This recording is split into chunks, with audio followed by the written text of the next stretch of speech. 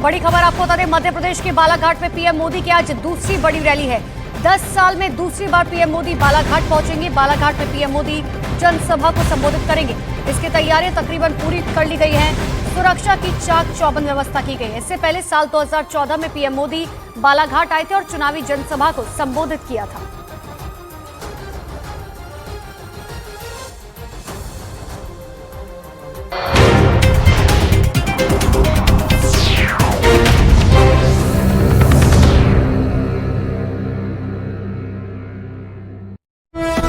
गए और इसके बाद पुलिस ने इन लोगों को वहां से हटाना शुरू किया। इस चक्कर में हंगामा हो गया। टीएमसी नेता हटने के लिए तैयार नहीं थे, वो अड़ गए।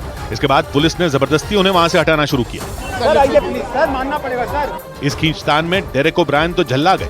डोंट डू दिस यार, what is this, what are you doing. चुनाव आयोग के बाहर धरने पर बैठी डोला सेन भी भड़क गई। उनकी और पुलिस वालों की बहस हो गई। डोला सेन ने पैरों में चोट का हवाला दिया, लेकिन पुलिस वालों ने उन्हें अपनी गाड़ी में बैठा दिया। हमारा पैर में साथ चलिए, रुक जाइए, हमारा पैर में साथ चलिए। बंगाल में एनआईए की टीम पर हुए हमले के मामले में टीएमसी ने बीजेपी पर हमला किया और आरोप लगाया कि चुनावी माहौल में एनआईए का इस्तेमाल किया गया। यही मुद्दा उठाते हुए टीएमसी के 10 सदस्यों का प्रतिनिधिमंडल चुनाव आयोग पहुंच गया और धरने पर बैठ गया। जबकि बीजेपी ने एनआईए की टीम पर हमले के बाद बंगाल की कानून व्यवस्था पर उंगली उठाई, क्योंकि पिछले हफ्ते बंगाल के पूर्व मेदिनीपुर में रात में एनआईए की टीम पर हमला हो गया था। एक अधिकारी को चोट भी लगी थी। और पूर्व मेदिनीपुर के भुप्ती नगर इलाके में लोगों ने एनआईए की टीम का रास्ता रोक लिया था। महिलाएं तो सड़क पर बैठ गईं।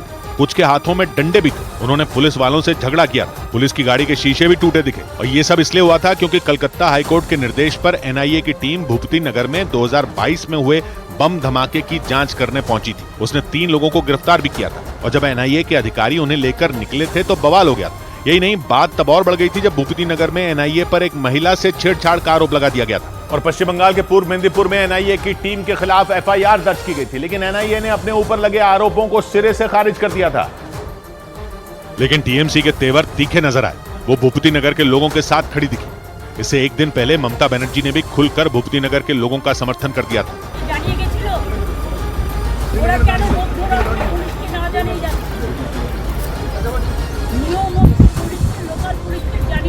चुनावी रैलियों में व्यस्त ममता बनर्जी ने जाते जाते ये तक कह दिया था कि बीजेपी ने एनआईए की टीम का इस्तेमाल किया।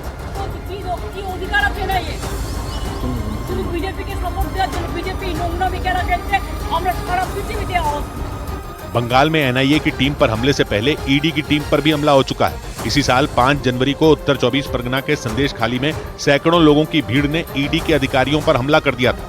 आरोप लगा था कि भीड़ टीएमसी से निलंबित हुए शाहजहां शेख के भड़काने पर आई थी और उसने ईडी अधिकारियों पर हमला कर दिया था। इस मामले में 50 से ज्यादा दिन बीतने के बाद आरोपी शाहजहां शेख की गिरफ्तारी हुई थी और संदेश खाली की घटना के कुछ ही महीनों बाद एनआईए की टीम पर हमला हो गया और बीजेपी और टीएमसी फिर भिड़ गए। टीएमसी ने एक बार फिर केंद्रीय एजेंसियों के गलत इस्तेमाल का आरोप लगाया तो बीजेपी ने बंगाल की कानून व्यवस्था को निशाने पर लिया। बीजेपी नेता दिलीप घोष ने तो ममता को खुली चेतावनी दे दी। पुलवामा होते पारे, बालाकोट होते पारे, एखानेও সেরকম তার চেয়ে বড় সার্জিক্যাল স্ট্রাইক হতে পারে। पश्चिम बंगाल के पूर्व मेदिनीपुर के भुप्ती नगर में 3 दिसंबर 2022 को एक घर में ब्लास्ट हुआ था और 3 लोगों की जान गई थी। पिछले महीने एनआईए ने इस मामले में पूछताछ के लिए टीएमसी के नेताओं को समन्स भेजकर पूछताछ के लिए बुलाया था और इसी मामले में 3 लोगों की गिरफ्तारी के लिए एनआईए की टीम भुप्ती नगर पहुंची थी। इधर उत्तर प्रदेश में माफिया डॉन मुख्तार अंसारी की मौत के बाद अखिलेश यादव उनके परिवार से मिलने पहुंचे तो सियासी घमासान छिड़ गया। भारतीय जनता पार्टी ने अखिलेश यादव पर हमले शुरू कर दिए। उत्तर प्रदेश के डिप्टी सीएम केशव प्रसाद मौर्य ने तो अपराधियों के साथ अखिलेश यादव की रिश्तेदारी होने की बात कर दी। हालांकि मुख्तार अंसारी के परिवार ने और खुद अखिलेश यादव ने केशव प्रसाद मौर्य के बयान पर पलटवार करने में देर नहीं की। अखिलेश यादव केशव प्रसाद मौर्य पर बरस पड़े। उनसे बड़ा गुंडा कौन हो सकता है?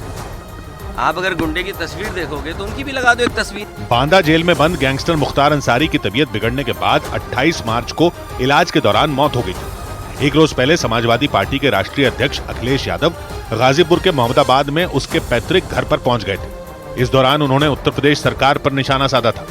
अखिलेश यादव ने मुख्तार अंसारी की जेल में मौत पर सवाल उठाए थे। उन्होंने मुख्तार की माफिया डॉन वाली छवि पर सवाल पूछने पर सफाई भी दी थी। जो छवि दिखाई गई है वो छवि नहीं थी। मुख्तार की मौत से पहले ही अखिलेश यादव ने 2024 के लोकसभा चुनाव के लिए अंसारी परिवार के अफजाल अंसारी को गाजीपुर लोकसभा सीट से अपना उम्मीदवार घोषित कर दिया था। अफजाल का नाम अखिलेश यादव ने अपनी पहली ही लिस्ट में जारी कर दिया था।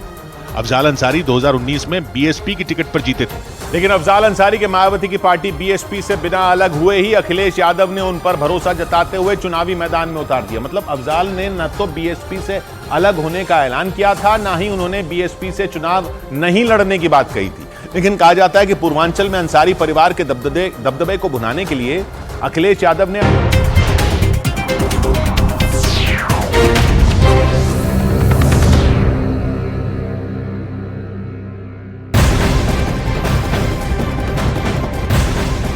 और बड़ी खबर आपको बता दें, 2024 के चुनावी दंगल में पीएम मोदी की ताबड़तोड़ रैली हो रही है।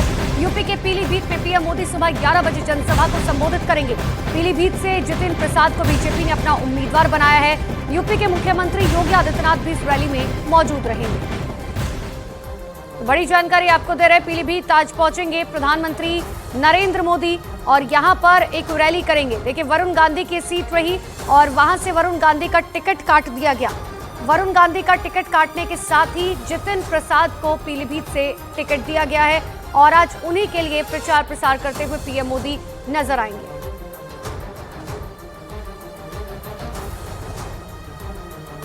तो 2024 के लोकसभा चुनाव के लिए पूरी तरीके से पीएम मोदी की तरफ से जोरों शोरों से प्रचार प्रसार किया जा रहा है। लेकिन इन सब के बीच पीलीभीत लोकसभा सीट के बारे में भी आपको बता रहे। देखिए, 96 में जो है मेनका गांधी इस सीट से जीती थी। 98 की बात करें, एक बार फिर से मेनका गांधी जो है इस सीट से जीती। 1999 में एक बार फिर से मेनका गांधी ये सीट जीती। हालांकि उसके बाद 2004 की बात करें, 2004 में भी ये सीट जो है वो मेनका गांधी के खाते में रही। लेकिन 2009 की बात करें तो ये सीट वरुण गांधी के पास चली गई और 2014 में एक बार फिर से मेनका गांधी इस सीट से उन्होंने चुनाव लड़ा और 2019 में भी वरुण गांधी सीट पर रहे। यानी कि मेनका गांधी और वरुण गांधी के बीच ही जो है ये सीट आती जाती रही।